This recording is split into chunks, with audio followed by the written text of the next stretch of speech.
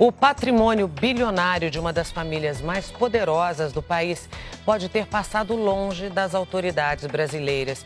O Domingo Espetacular conversou com exclusividade com o homem que ajudou durante 3 décadas herdeiros do Grupo Globo a esconder no exterior milhões de dólares. É a primeira vez que um doleiro preso e condenado na Operação Lava Jato fala com uma emissora de TV.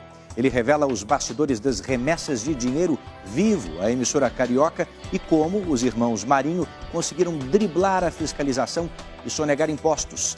A reportagem é de Lucas Rocha, Silvestre Serrano e Ana Albini.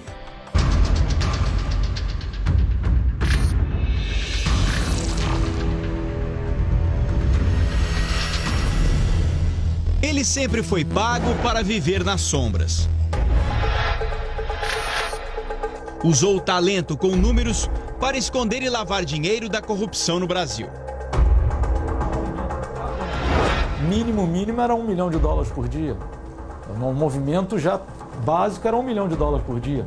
A Record TV é a primeira emissora do país a conversar com o doleiro preso e condenado na Operação Lava Jato. Foram 2 meses de negociações. Depois que você está preso, tudo é um choque. Cláudio Barbosa, conhecido como Tony, vai revelar com exclusividade o que só contou a justiça: os milhões de dólares não declarados por empresários e políticos do país. Na lista de clientes mais antigos, o ex-governador do Rio, Sérgio Cabral, o ex-presidente da Câmara, Eduardo Cunha, executivos da Odebrecht e uma das famílias mais poderosas do Brasil, a família Marinho, dona de um dos maiores grupos de comunicação do país. Eu posso falar que eu atendi, de Tony, desde que eu entrei na empresa, se atendia o Aleixo e se atendia a Globo, desde anos. Eu entrei em 86, 87, desde que eu tenho conhecimento, que eu sempre estou na tesouraria, eu atendi, ou seja, isso nunca parou. Parou quando eu fui preso.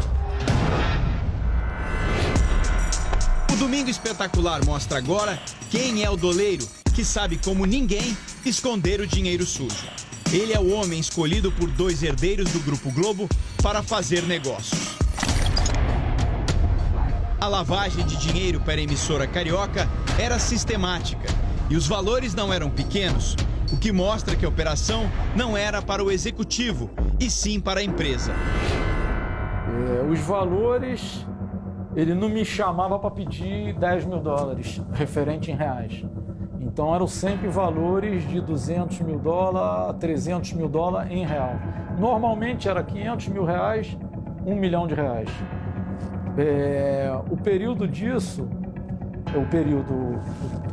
quanto era por semana ou por mês, eu não tenho aqui de cabeça, está entregue no Ministério Público desde 2018 e tem um extrato dessa movimentação no meu sistema.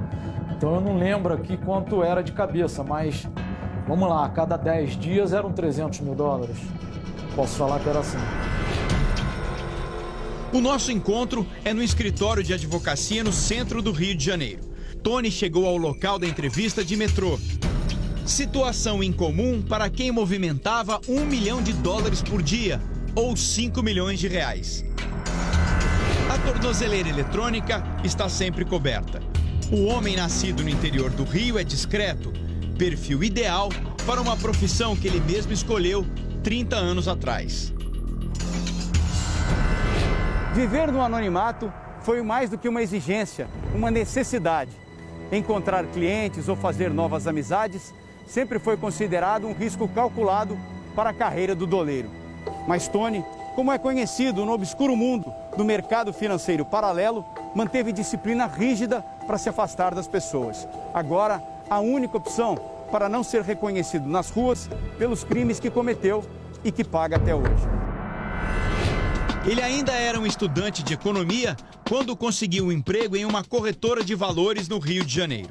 Dessa corretora de valores, eu não sei se eu dei sorte ou azar, né? Eu acredito que sorte no momento, mas aquilo acabou definindo meu futuro, né?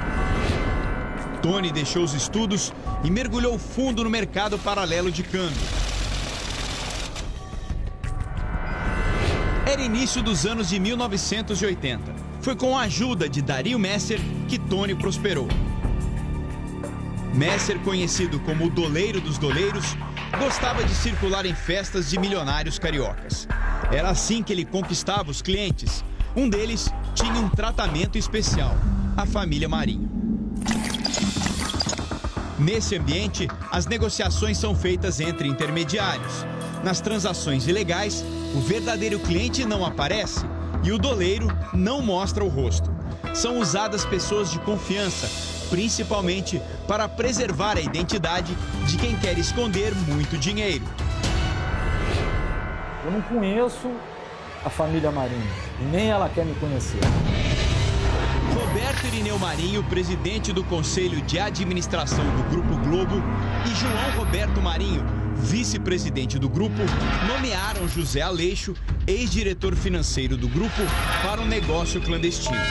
Cabia a Aleixo acionar o gerente de um banco em Nova York, sempre que os herdeiros da emissora carioca pediam. Roberto Irineu Marinho e João Roberto Marinho mantinham contas bancárias nos Estados Unidos. E a ordem dos irmãos a Aleixo era sempre a mesma: trocar dólares por reais aqui no Brasil.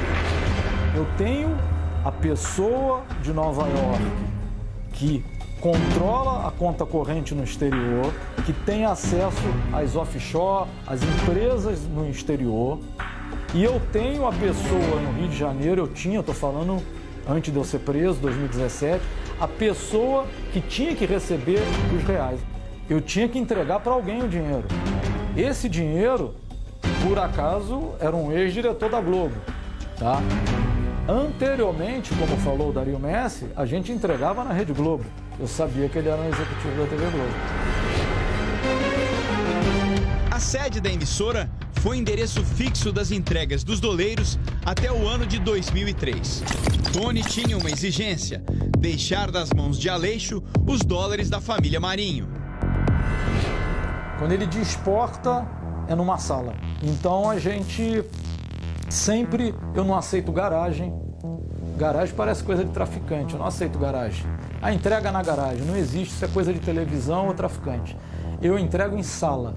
Então, no caso da Globo específico, eu não posso afirmar agora porque tem muitos anos, mas com certeza era na sala do Aleixo, porque eu chego na portaria e tenho que identificar. Então eu sempre mandava um garoto antes, um funcionário, para ele chegar na portaria e para o guarda: olha, eu tenho que entregar algo para o José Aleixo. Ele já comunicava, vê se o cidadão não está no almoço, vê se ele não está ocupado, vê se ele está sabendo da encomenda, para quando a minha equipe chegar não ficar parada na rua com R$1 milhão. E como todo bom cliente, os cuidados eram redobrados. Para evitar assaltos e até uma blitz da polícia no caminho, a mesa de câmbio pagava por carros blindados e até uma transportadora de valores com seguranças armados era acionada, dependendo do tamanho da entrega. Era preciso garantir o serviço aos irmãos Marinho.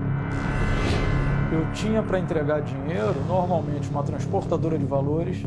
Então essa empresa já era um banco clandestino para a gente.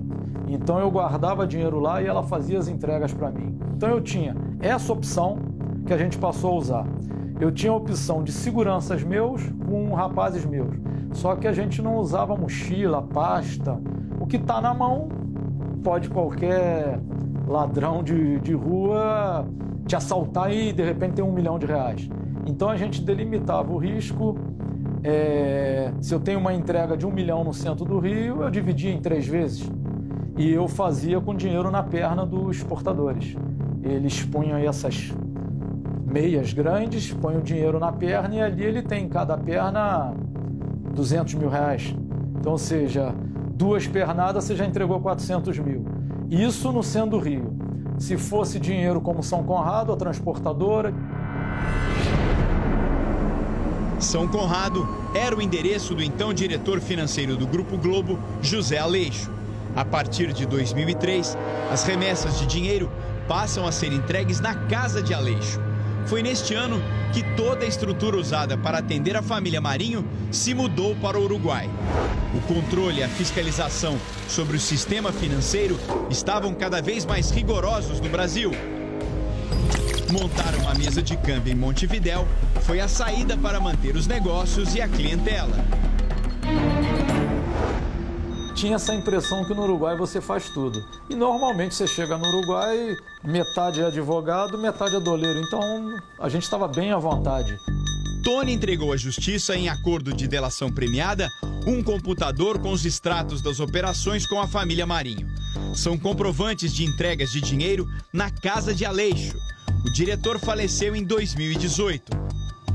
As transações foram interrompidas um ano antes. Motivo: Tony foi preso. Na minha contabilidade, eu devo ter movimentado uns 15 a 20 milhões de dólares. 15 milhões de dólares ou quase 80 milhões de reais em valores atualizados. Isso em apenas 5 anos de entrega aos irmãos Marinho. Na visão de um doleiro experiente, é uma pequena amostra de quanto dinheiro o Grupo Globo deixou de declarar às autoridades. Transações que fazem parte de um gigantesco esquema criminoso. Um cliente meu do Rio de Janeiro que pede 500 mil reais na casa dele e ele está sentado no ar-condicionado, ele se considera o cliente limpo, cliente bonito, sem envolvimento com nada. Ele, para receber os 500 mil reais na casa dele, ele está se envolvendo com um doleiro, que antes era um agente financeiro, hoje é criminoso. Ele está se envolvendo com sonegação, ele está se envolvendo com formação de quadrilha, porque isso tudo que eu fui enquadrado, formação de quadrilha. Ele está se envolvendo em lavagem de dinheiro. Caso a família Marinho? Eu posso falar que sim. Quem ajudou a esconder o dinheiro da corrupção brasileira não tem dúvida. João Roberto Marinho e Roberto Irineu Marinho tiveram a ajuda criminosa de doleiros para fugir das autoridades e ocultar por décadas uma fortuna bilionária.